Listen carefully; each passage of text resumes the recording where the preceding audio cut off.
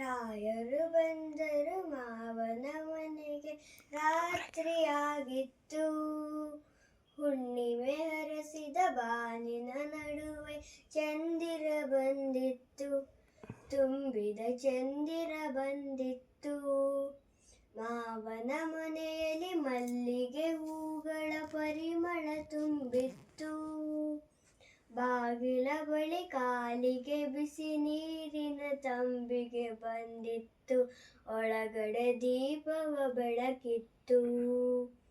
ಚಪ್ಪರಗಾಲಿನ ಮಂಚದ ಮೇಗಡೆ ಮೆತ್ತನೆ ಹಾಸಿತ್ತು.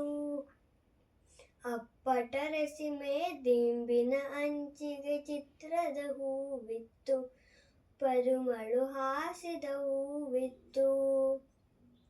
ಚಿಗುರಲೆ ಬಣ್ಣದ ಅಡಕೆಯ ತಂದಳು ನಾದಿನಿ ನಗು ನಗುತ್ತಾ.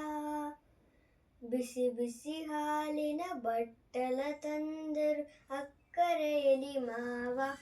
ಮಡದಿಯ ಸದ್ದೇ ಇರಲಿಲ್ಲ, ಮಡದಿಯ ತಂಗಿಯ ಕರೆದಿಂತೆಂದರು ಅಕ್ಕನ ಕರೆಯಮ್ಮ.